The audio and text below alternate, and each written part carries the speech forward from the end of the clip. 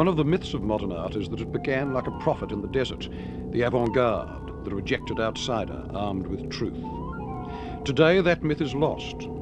By the start of the 70s, the idea of an avant-garde in painting and sculpture was winding down. It's now over, part of a period style. And in the meantime, modernism itself has become our official culture.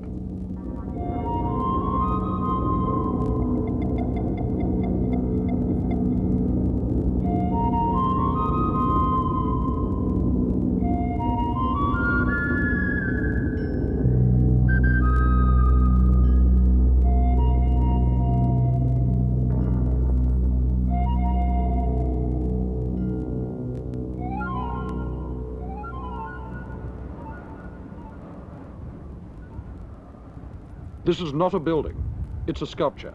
Not finished yet, but one of the largest of the 20th century and a long way from the art world. This valley is in the Nevada desert, 5,500 feet up and 4 hours hard drive over bad roads from Las Vegas. It's also on the edge of the nuclear proving grounds. The artist, Michael Heiser, is an American, and the piece is called Complex One. He started it in 1972.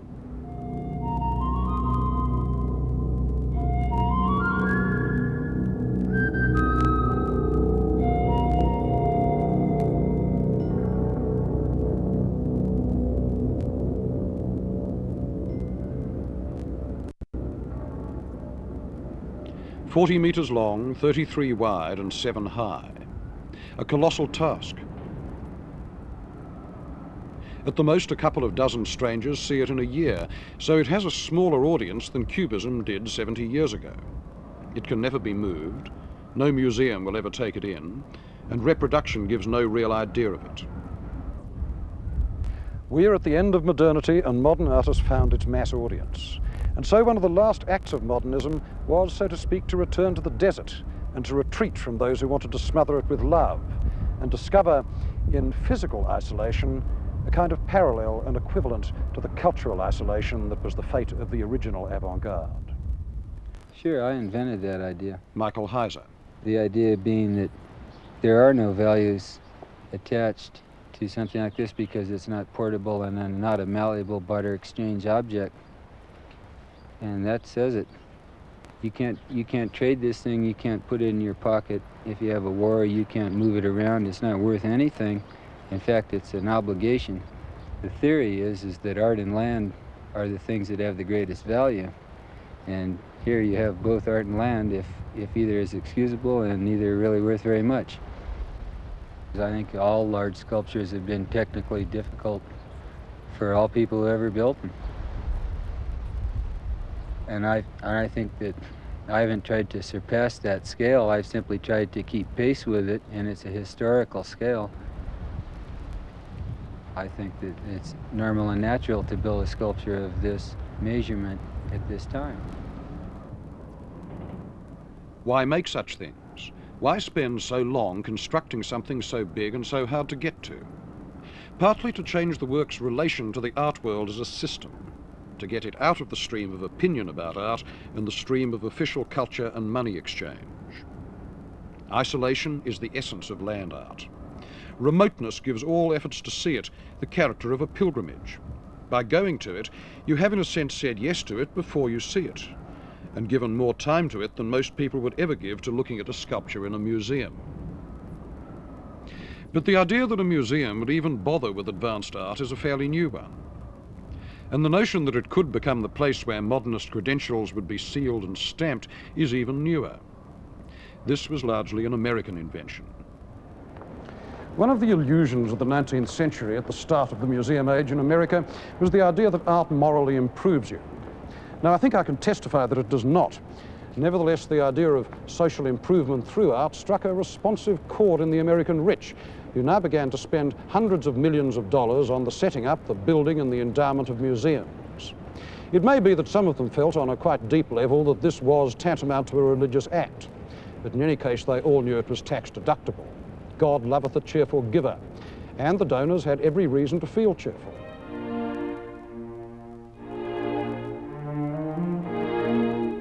The earlier American robber barons, Morgan, Frick, Carnegie, had amassed monuments to themselves, monuments of past art, housed in neo-Renaissance palaces. But the great change came in 1929, when the Museum of Modern Art was founded in New York. Today it seems such a natural title. Then it seemed very odd indeed. Wasn't the avant-garde against museums on principle? Hadn't the futurists wanted to burn them down?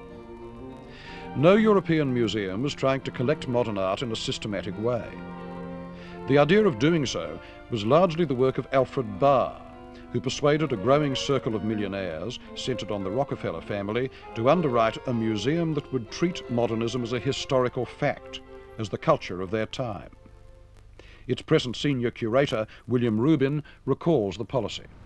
Well, I think Alfred Barr's aims were first to make a synoptic collection of modern art, that is to say, to show all schools from all nations, as opposed, let us say, to the groups of modern art that one found in European museums, which were heavily weighted toward the nation in which the museums were located, to try to balance these according to what he saw as their quality and their importance, rather than their provenance. This meant also not following any particular line, that is, toward abstraction or not abstraction or whatever. Nevertheless, I think it would be fair to say that there was a sense of avant-gardism that lay behind this, and that was a force that led to radical painting being more prized than, let us say, conservative, realistic painting of a type that the public was more familiar with. By 1950, the MoMA, as New Yorkers call it with a sort of Oedipal affection, had put together a collection of 20th century art that no European museum could rival. It didn't take sides. All rivalries and differences and ideological splits were recorded on the museum walls, not in a partisan spirit, but as cultural facts. The museum wanted everything and its opposite.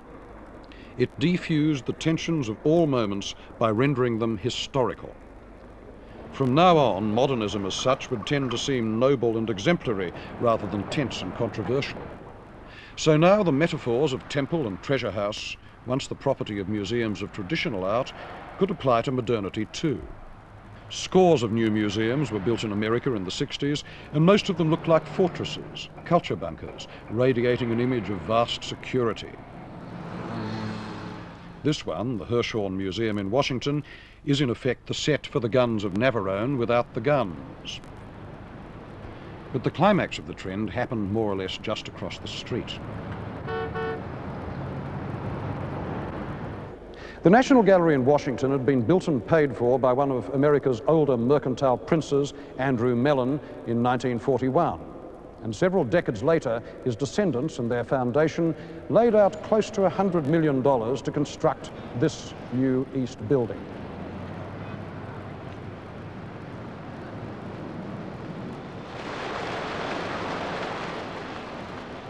Its main feature was this enormous nave.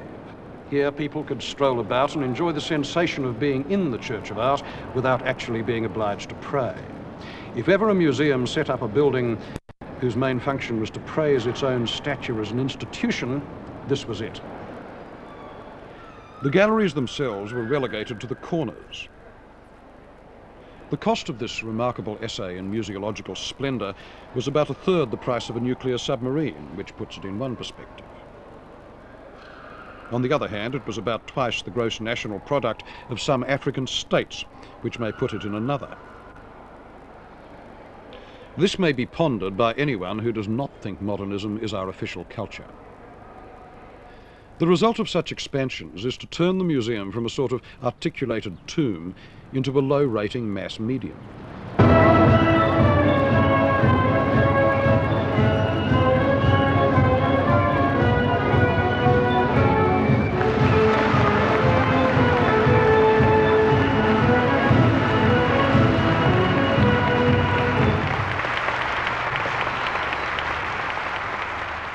We have before us here, in concrete, marble, and glass, a tangible demonstration that excellence and access to a wide public are far from being contradictory. They are complementary. This building stands as a metaphor for what, at its best, the relationship between government and the arts can be. And meanwhile, the interlock between new art, capital, real estate, education, displaced piety and showbiz has gathered enough power to transform whole neighbourhoods outside the museum. I'm in with the in crowd. I go where the in crowd goes. I'm in with the in crowd. And I know what the in crowd knows. Any time of the year, don't you hear? When I came to New York to live in 1970, I moved into a downtown industrial district, which, because it was south of Houston Street, was later christened Soho. Now, in those days, there were 2 art galleries in Soho, there were 2 Italian bars, no restaurants, no tourists, and quite a lot of peace and quiet. Today, 9 years later, there are something like 75 galleries at last count, dozens of restaurants and bars, and on weekends, when the peering hordes of dentists from New Jersey come down here to take their Gucci loafers for a walk among the bubble-top buses, there is very little peace and quiet indeed. We got our own way of walking.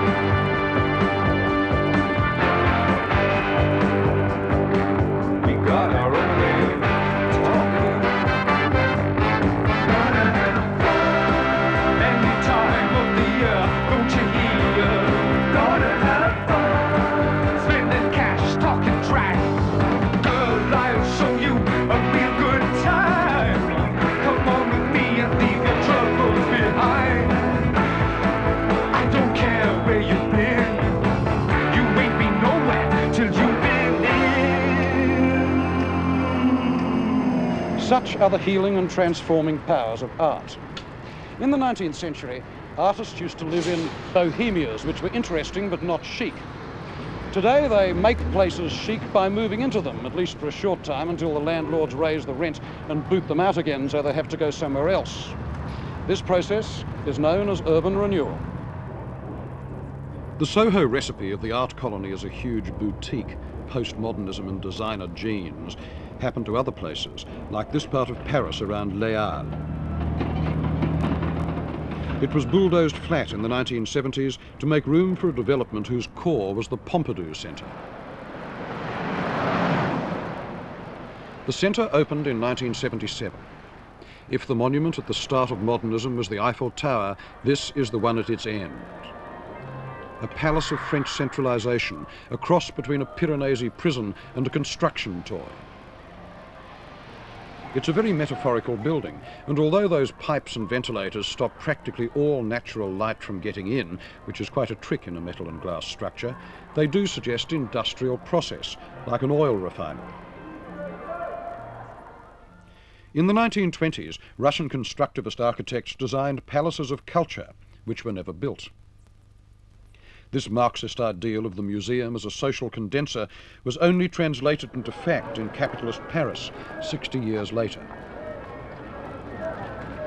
And for blocks around, the quarter has been gutted and remade in the French version of the Soho mix, full of little galleries selling little art and neat studio apartments for young trendies. Where the belly of Paris used to be, Culture Gulch now stands.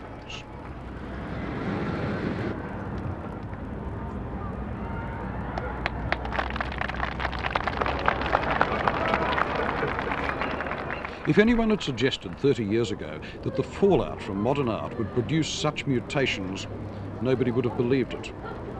This is what happens when big concentrations of social interests decide to use modern art as their aiming point. And the irony is that the institutional triumph of the new happens just when the old social uses of art, whose residue gave the idea of the avant-garde its meaning, have almost withered away. Alors, messieurs, dames, vous avez pu constater par vous-même, il vient de se faire enchaîner. In the 15th century, one of these uses was to inform and to explain. Where did you get your information about the world and its history and how to live in it? Well, not from magazines or newspapers, because they didn't exist. And not from books either, because in the 15th century the idea of mass printing was hardly even an idea. 500 years ago, you and I probably would have been completely illiterate. This left two other channels of information. One was the spoken word, and that included everything from village pump gossip to the high rhetoric of the altar and the pulpit. And the other one was visual images, painting and sculpture. Of these, painting was the more eloquent, with its much greater power of visual illusion and its adaptability to almost any given surface. This chapel in the Church of San Clemente in Rome was painted by an artist named Masolino de Panicale. Now, 500 years later, we can look at his work with a tourist's eye or with an art historian's, but the one thing we cannot do is see it with the eye of his own audience, because that eye supposed, as our culture no longer does, that painting was one of the primary dominant forms of public speech. Painting explains and describes, and here it describes a legend. The task of painting was to make it vivid and tangible and credible, to insert the legend into the life of a group of people who gathered here so that it would strengthen their faith and alter their beliefs, and so compel behavior. Now that, as I understand it, is what public art fundamentally has always been about. But today we have no credible public art because other media have taken its old power away. Throughout its history, up to the end of the 19th century, art kept this didactic purpose. It showed people what to worship, what to pray to, whom to believe, what values to adopt.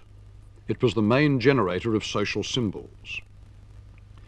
Today, the whole issue of the use of public art is in question, but most of the time our ancestors simply assumed that it was the main purpose of painting. The object could be tiny and precious, like a religious icon, or it could be as big as David's Oath of the Horatii, which was a political icon meant to teach republican virtue to the French. We know that art is about pleasure too, and fear, and tranquil meditation beyond politics, and a host of other things as wide as the range of human feeling itself. But up to the end of the 19th century, the importance of art was usually bound up with its role as public discourse. Without that role, there would have been no avant-garde, because if art doesn't embody values, then it can't act as a conscience. And that was what the avant-garde set out to be when it made its debut in the mid-19th century, the conscience of a class, its traditional enemy and chief patron, the bourgeoisie. What made the avant-garde possible in France, where it was born, was the salon system.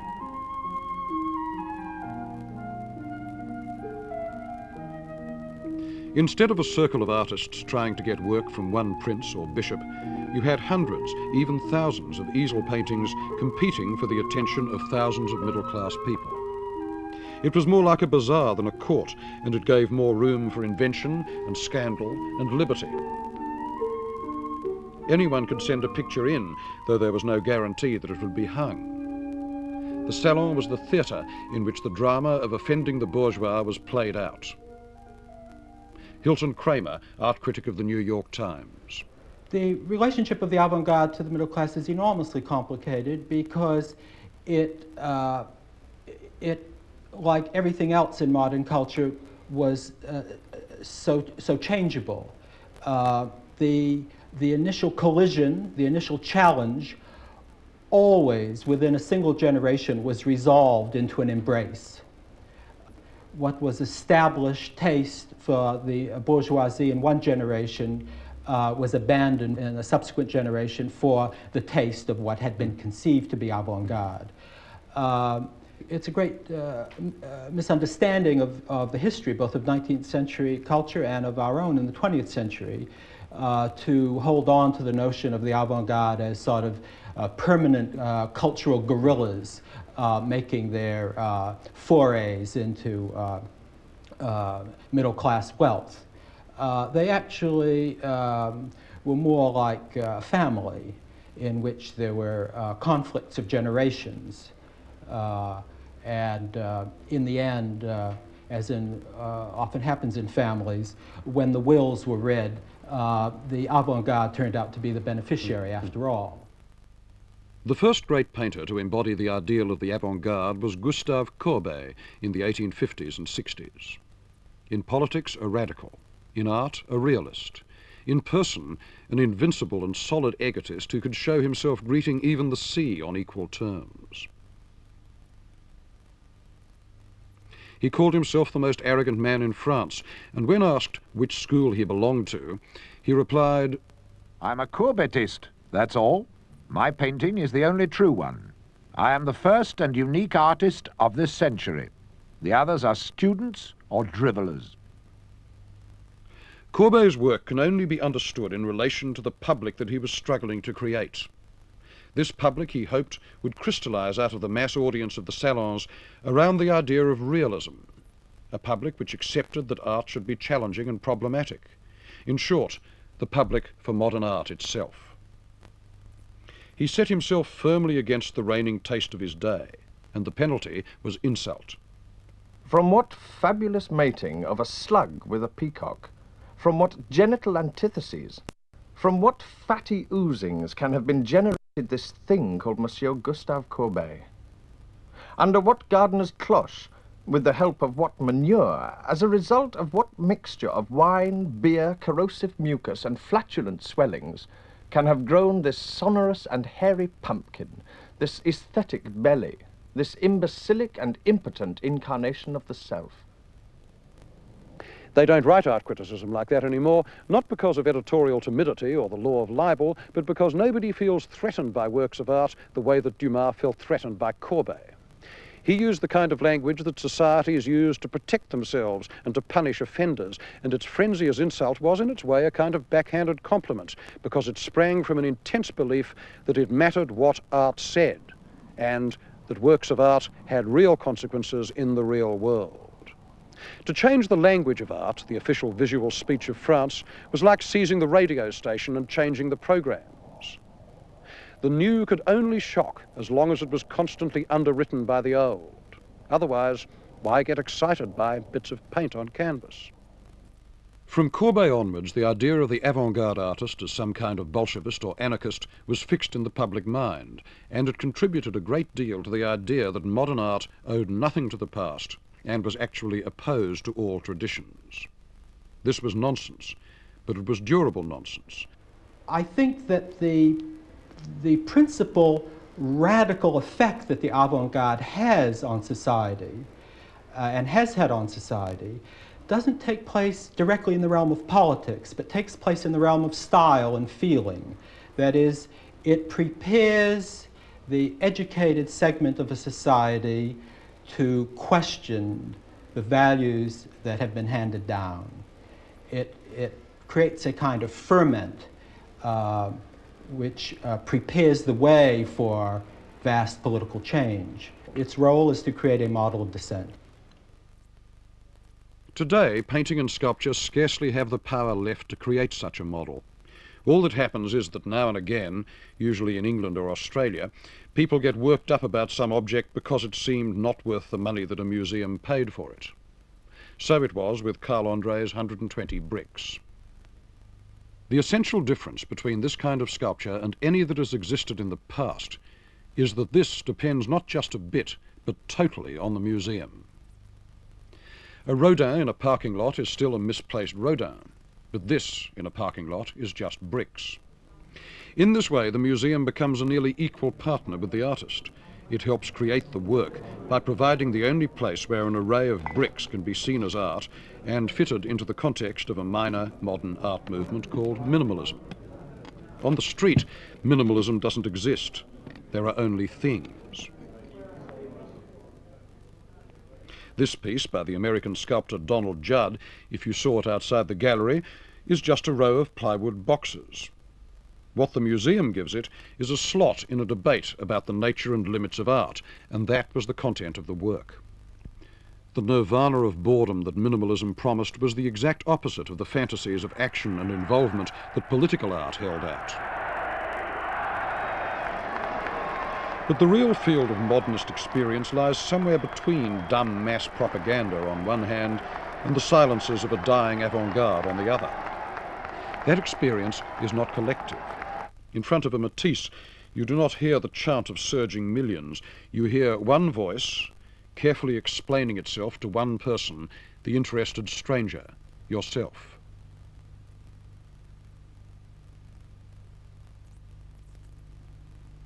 Most of the great voices of modernity come from neither the left nor the right of society, but from just outside it. And the basic reason why the avant-garde had so little influence on action and such a lot on sensibility is that it was solitary. William Rubin. Religious painting ceases. The painting of the political leader disappears. The painting of history as such disappears. All the themes that belong to the collectivity, so to say, disappear. And one of the ways we can define modern art, if we want to, is that it has been an art that did not engage itself in the old collectivities, but rather in a much more limited world of the experience of the artist himself and of the people who loved and were interested in that world. This world of the artist has, of course, since then been commercialized and various other things have happened to it, but let us say, in its essence, it was a private world as opposed to the public world which characterized pre-modern art. This recoil from the public stance didn't only happen in abstract art, it came in depictive art as well. There is an immense gap between the ambitions of a Courbet and those of an American realist sculptor like George Segal, because his subject is not so much human sociability as the difficulty of any kind of communication at all. In fact, over the last 25 years, the art of social commentary has been the exception and not the rule.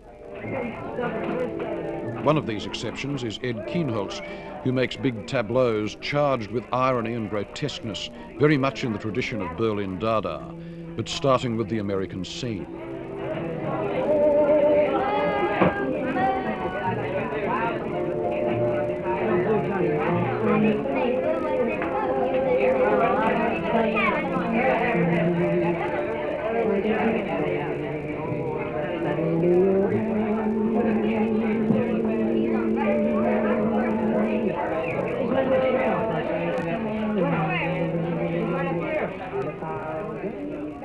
A bar and eatery in Los Angeles called Barney's Beanery formed one of these pieces, and Kienholz reconstructed it and its clientele.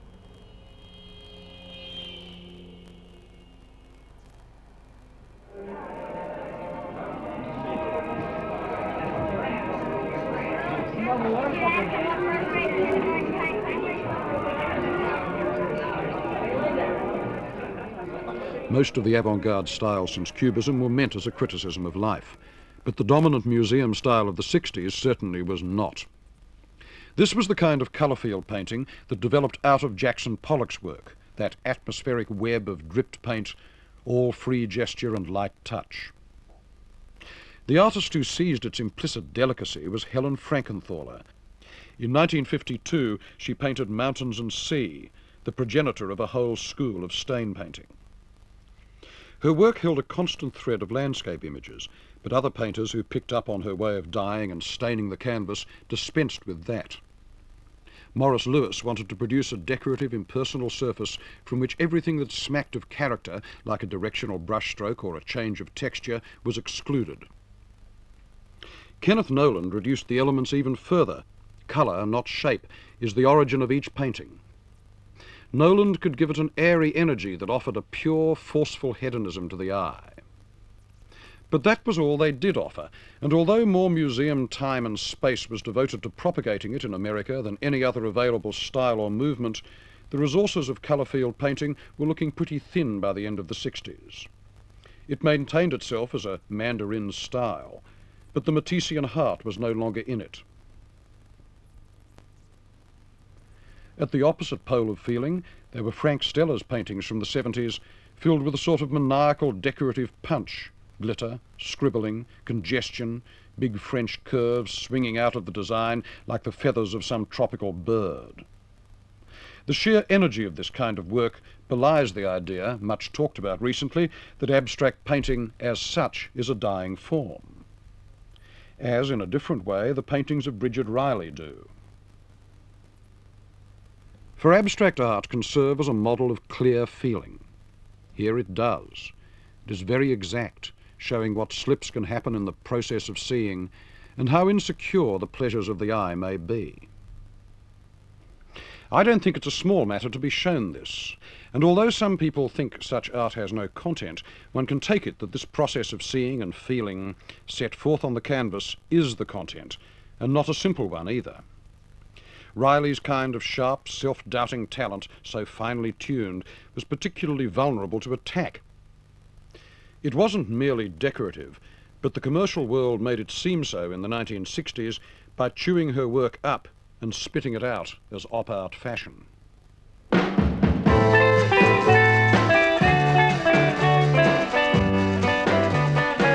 She's got the devil in her heart. By the end of the 60s, the word avant-garde had been done in by fashion on one side and on the other by the market pressure for a new art movement every 6 months. Oh, lips, they really thrill me.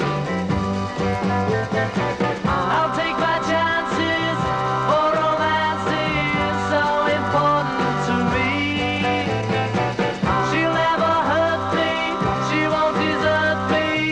She's an angel sent to me. She's got the devil in her heart. No, no, no, no, this I can't believe. She's gonna tear your heart apart.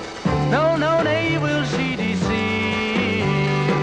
She's got the devil in her heart. But she's an angel sent to me. The problem wasn't entirely defined by the fact that fashion had been taking ideas from artists. It had been doing that for 50 years. Art Deco was decorator cubism, and a lot of linoleum owes its patterns to Mondrian. But now the promotional world as a system had fused with the art world as a system, and that was new. In a very insidious way, the idea of cultural confrontation had been replaced by the idea of styling, and that was new too. We were heading into a stage of meaningless tolerance where nothing an artist could do would be thought really offensive anymore, because there was always the chance that it might convert into capital. There was a flood of instant art for instant people, Vasarely to Warhol, all of it getting its 15 minutes of undivided attention from a new class of collectors who saw its up-to-dateness as a way of underwriting their social careers or buying an up-to-date public relations image for their companies. The great emblem of the culture of quick results was not any given work of art, though. It was the art market itself, which began to boom and has been going up ever since as money goes down. I started writing about art 20 years ago.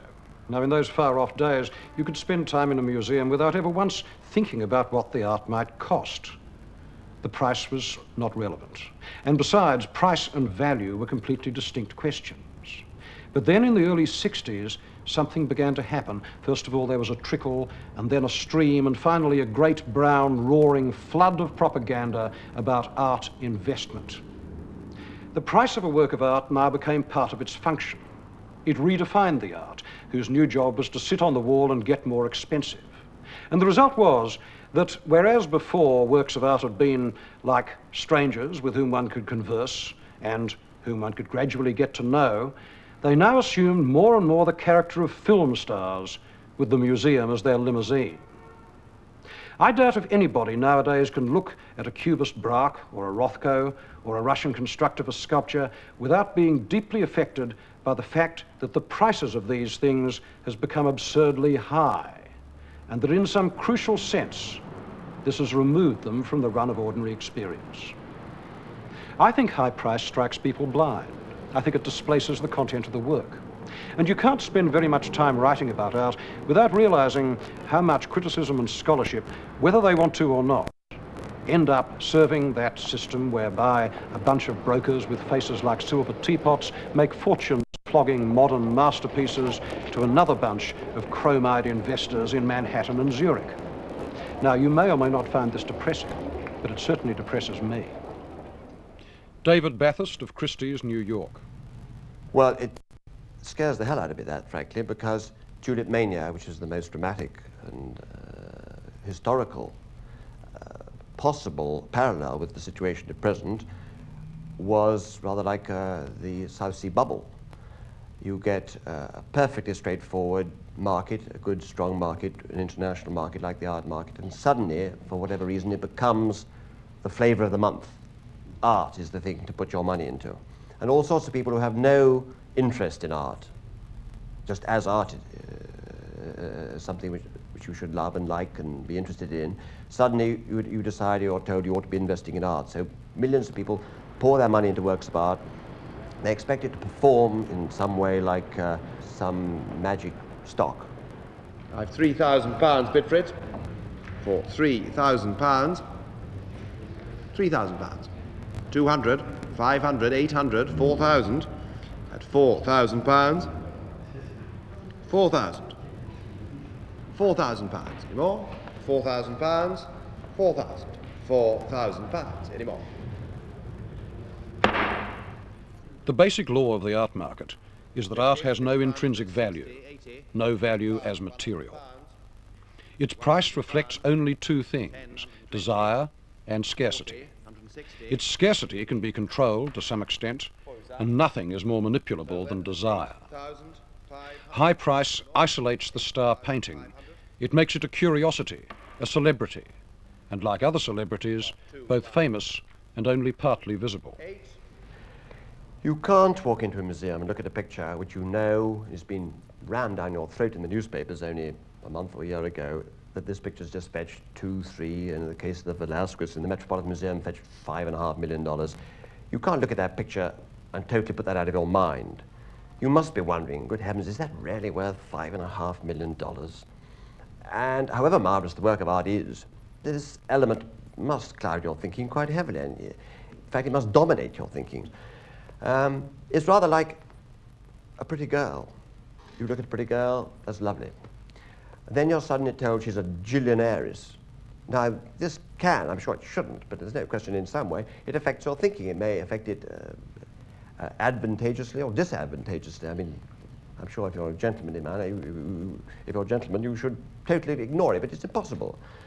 And it's the same sort of thing. It does cloud your thinking, for better or for worse, and I'm sure in many cases, pretty all cases, for worse.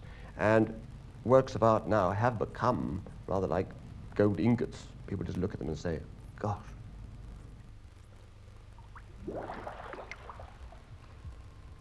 So one reaction among artists in the 70s was to stop making objects altogether, to make art which in theory couldn't be sold, art that was simply an event, leaving behind just its traces on film or tape. Performance art, which most people still have trouble seeing as art at all. It's a kind of high-intensity theatre, and because its basic material is the artist's body, some performance pieces carry risk and pressure to an extreme, like this one by the Englishman Stuart Brisley, where he pushes himself almost to drowning in a tank. I am interested in placing the body in certain circumstances whereby a certain strain occurs, where a certain tension occurs, for example, being underwater. And in this case, I was dealing with the problem of people who almost drop out of the bottom of the social system and become tramps or down and outs or what have you. And so that one has this kind of mute character. And that was one of the major elements in the piece that I wanted to express.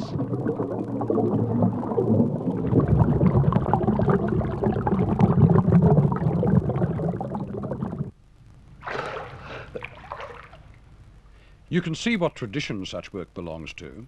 It's expressionism. But today, expressionism has collapsed inwards, leaving only one theme: the portrait, the artist himself, his own body, seen both as subject and as object. If you wanted to find the crossing points between the earlier romanticism of American art and the narcissism of the 70s, this would certainly be one of them. This is the Mirror Room designed by the artist Lucas Samaras in 1966. Now, despite photography and all the other ways that we have of capturing an image, the mirror is still the main way that we have of inspecting our own bodies. And for Samaras, the image in the mirror was both himself and somebody else, an audience, reacting to what he did.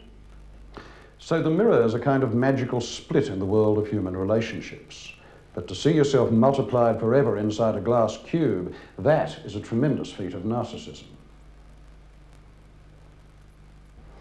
Even the table and the chair throw back little facets of oneself, and their own shape gets quite lost in this maze of reflections. Meanwhile, the reflections are infinite, and they make up this huge crystalline panorama, like the night sky, like outer space, something very much bigger than the self, but artificial at the same time. When camera or videotape replace the mirror, you have body art. Its ancestry lies 50 years back, when Marcel Duchamp had a star shaved on the back of his head and pretended to be old Nick the Devil with the help of shaving cream. Probably its most interesting practitioner today lives in Vienna. Appropriately, since Vienna was the city of Freud, the cradle of psychoanalysis, and its culture was permeated by the expressionist desire to inspect and question the neurotic self.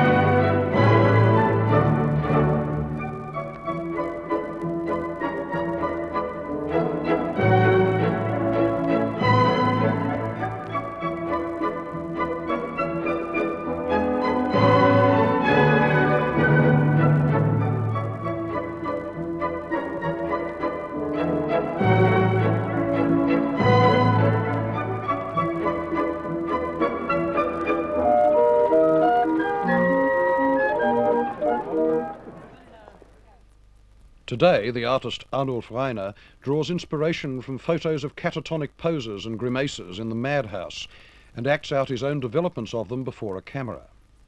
Then he alters them by drawing. Ich bin natürlich, so wie viele Künstler, in einer Tradition des Selbstporträts. Like all artists, I'm in a tradition of self-portraiture, and there is probably a special relationship to Van Gogh's and Schiller's self-portraits, insofar as they are done in a very manneristic, heightened and exalted form. Steigernden und außer sich geratenen Form gemacht haben. Und vielleicht ist das ganz allgemein. Perhaps it is important in general that I experience a strong identity between the expression of my body, my pose, and my psychological state. And then it's important that I'm coordinated, that my whole body amalgamates into a unity. For instance, between the toe and the pupil, there becomes a strong connection. Sind Kriterien gibt's dann noch speziell, aber das hängt von meiner. And then there are special criteria, but that depends on my state of mind. Excitement or aggressiveness or gliding or the will to exaggerate or presumptuous lying, then very soft tones, then threatening ones. Although, in general, an inner uneasiness prevails. Hauptsächlich, also überwiegt. But there is a general feeling today that the traditions of modernist imagery are closing. Thus the domain of ideals, sociable pleasure, of the world's delights unimpeded by irony, whose representatives were Bonnard and Matisse and Picasso, scarcely appears in painting anymore. It survives in the context of gay imagery in David Hockney's work, and if it no longer has its Mozarts, at least Hockney is its Cole Porter, which is no mean thing to be.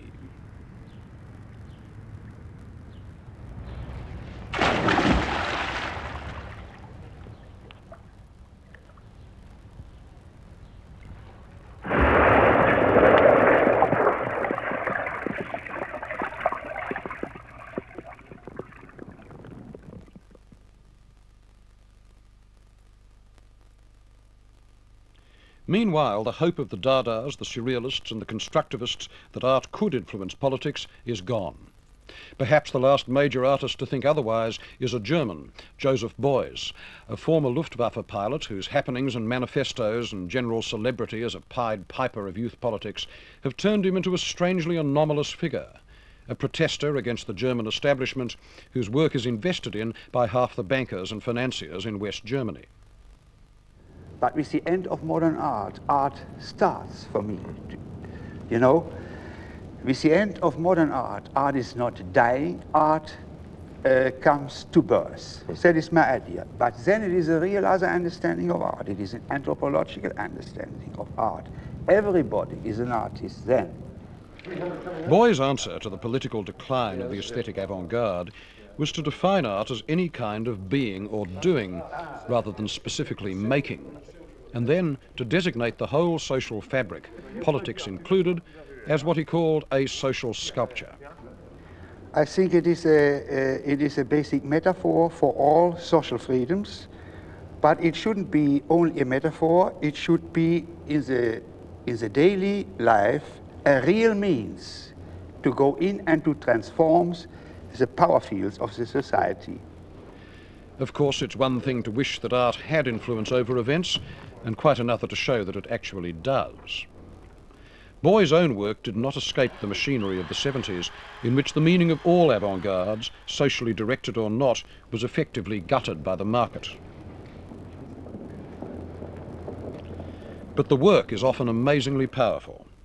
Beuys took glass cases and filled them with grimy mementos of the German past. A dried rat in a pail of straw, a hot plate with 2 blocks of fat sitting on the burners, chipped crockery, mummified sausages, sinister bits of metal and wire, and an old picture of a concentration camp. This piece is known as the Auschwitz box. Its intensity is such that one can hardly imagine a school of Beuys. The work is too personal for that, too haunted by memory.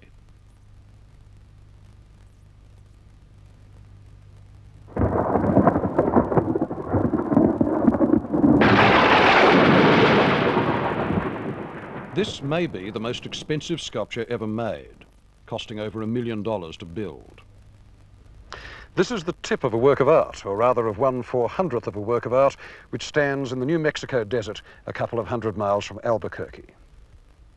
400 stainless steel rods, their tips forming a level plane of spikes 1 kilometre wide and a mile long, the whole thing laid out correct to 1/16th of an inch.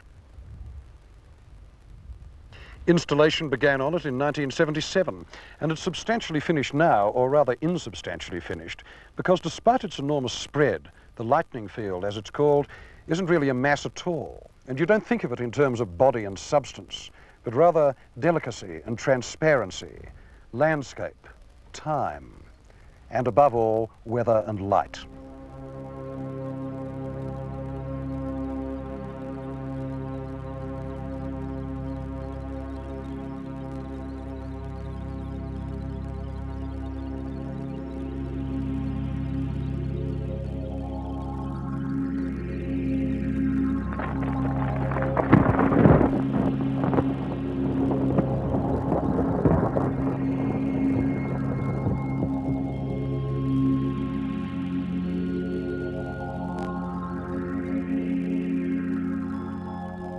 The artist who conceived this work is Walter de Maria. The place, the specific site, the fact that it's in New Mexico and not in California or in another place takes on a tremendous importance. And one feels the particular spirit of this place. The site was chosen because it was remote and isolated, more so than other places. There's a heavy incidence of lightning here during the summer months.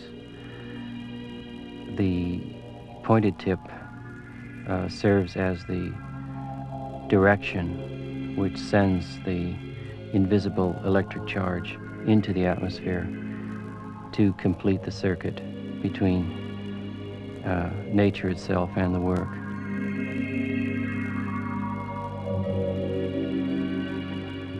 part of the content of the work is the ratio of people to space. So if we think of 4 to 6 people in one day walking through the field, they have a very private experience.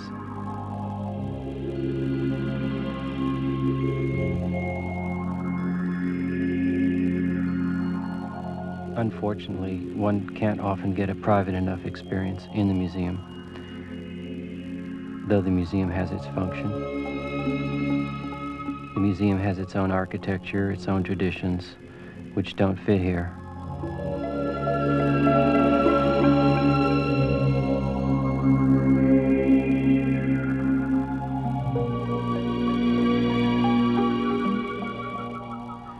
Clearly, the museum can't handle all art. You can't fit a whole landscape with 400 tax-deductible spikes into it, and it's not a good place for small, fleeting gestures because gestures don't sit well in a permanent collection. Nor is it a good place for getting shot at in, or half drowned in, or getting covered in goat guts, or experiencing any one of the other various things that body artists over the years have chosen to do to their bodies. Every institution has its limits, though it may try not to observe them. You have to think of museums as broadcasting on a given frequency, and not all the signals coming out of the culture can get on that one wavelength. This is not the museum's fault. A museum can no more contain all culture than a zoo can hold all nature.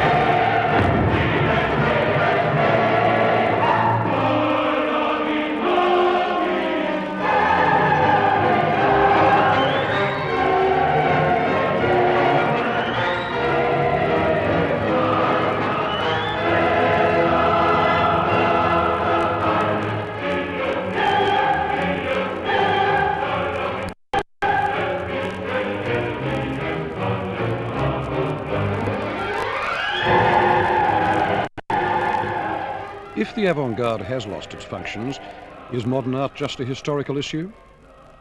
Thomas Messer, director of the Guggenheim Museum. I don't think that art owes us anything. I think that art is its own motor, its own result. We exaggerate what art can do, at least in a direct way. I think that we are having expectancies about this, which when they are then not fulfilled, or not fulfilled in that way, we turn around and blame it. So I'm perfectly content to leave art go its own way, and furthermore, I have absolutely no fears about the fate of art. I do worry about art institutions, which is a different matter. But as long as there is life on this planet, there will be art, whether we recognize it as such, whether we see it for what it is, or whether we look in wrong directions and presume that something is art that isn't, is another matter. But art is safe. As to whether modernism is over, I think it's probably a little too early to say. I don't think that it's out of the realm of possibility that a handful of great geniuses, great painters, could emerge within the next 10 years and revitalize this tradition. And that's all it takes, 2 or 3 men. At the same time, they will revitalize it, I think, in a way that will make it not certainly resemble very closely what existed before. And I would have to admit, in the face of those who argue that modernism is over, that there is a lot of evidence to suggest that a period is ending.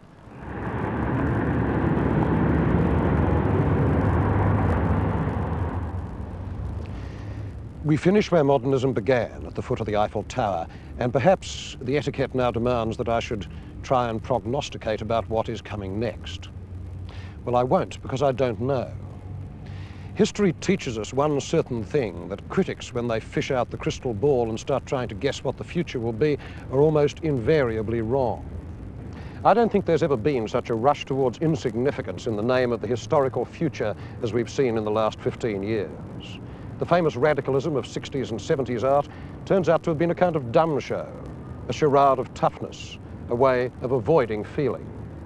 And I don't think we are ever again obliged to look at a plywood box or a row of bricks on the floor or a videotape of some twit from the University of Central Paranoia sticking pins in himself and think, this is the real thing. This is the necessary art of our time.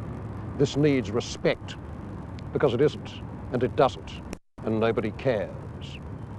The fact is that anyone except a child can make such things, because children have the kind of direct, sensuous, and complex relationship with the world around them that modernism in its declining years was trying to deny. That relationship is the lost paradise that art wants to give back to us, not as children, but as adults. It's also what the modern and the old have in common, Pollock with Turner, Matisse with Rubens, or Braque with Poussin.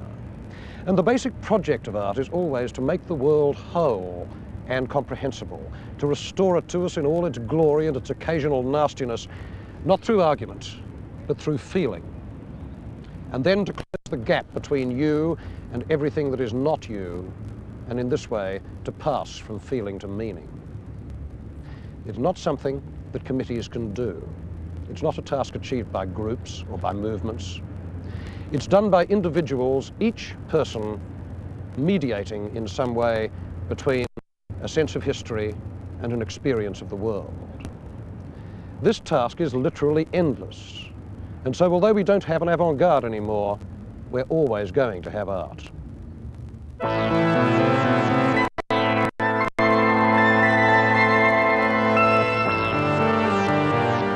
This series of Shock of the New has come to an end, but a new one starts tomorrow night here on BBC4 at 9:30. Next night, Ben Lewis continues his search for all things contemporary in Art Safari in a moment.